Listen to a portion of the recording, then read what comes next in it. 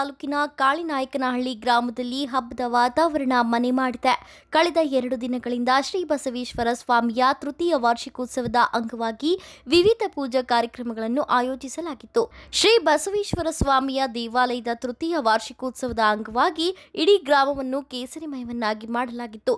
ದೇವರಿಗೆ ವಿಶೇಷ ಹೂವಿನ ಅಲಂಕಾರ ಮಾಡುವ ಜೊತೆಗೆ ಗ್ರಾಮದಲ್ಲಿರುವ ಮುತ್ತೈದೆಯರು, ಹೆಂಗಳೆಯರು ಒಟ್ಟುಗೂಡಿ ಊರ ದೇವರಿಗೆ ತಂಬಿಟ್ಟು ದೀಪೋತ್ಸವದ ಆರತಿ ಬೆಳಗಿ ಪೂಜಿಸಿದರು. ದೇವಾಲಯದ ಪ್ರಧಾನ ಅರ್ಚಕ ಸಾಂಕೇತ ದೀಕ್ಷಿತ್ ಅವರ ನೇತೃತ್ವದಲ್ಲಿ ವಿವಿಧ ಪೂಜಾ ಕಾರ್ಯಕ್ರಮಗಳು ವ್ಯವಸ್ಥಿತವಾಗಿ ನಡೆಯಿತು. ಹೋಮ ಹವನ ನಡೆಸಿ ಮಹಾಮಂಗಳಾರತಿ ಮಾಡಿ ತೀರ್ಥ ಪ್ರಸಾದವನ್ನು ವಿನಿಯೋಗಿಸಲಾಯಿತು.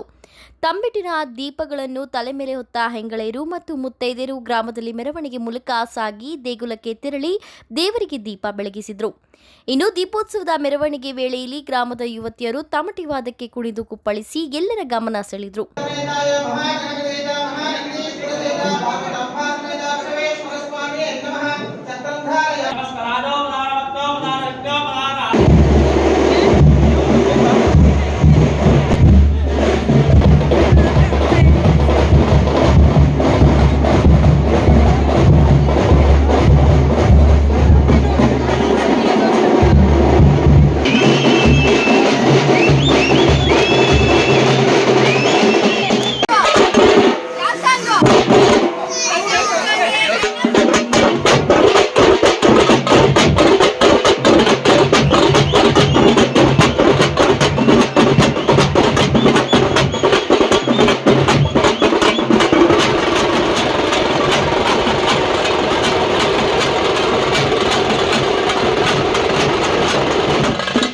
ಗ್ರಾಮದ ಮುಖಂಡರಾದ ಮಂಜಯ್ಯ, ಸುರೇಶ್, ಆನಂದ್, ರಮೇಶ್ ಮತ್ತಿತರರು ಉಪಸ್ಥಿತರಿದ್ದರು.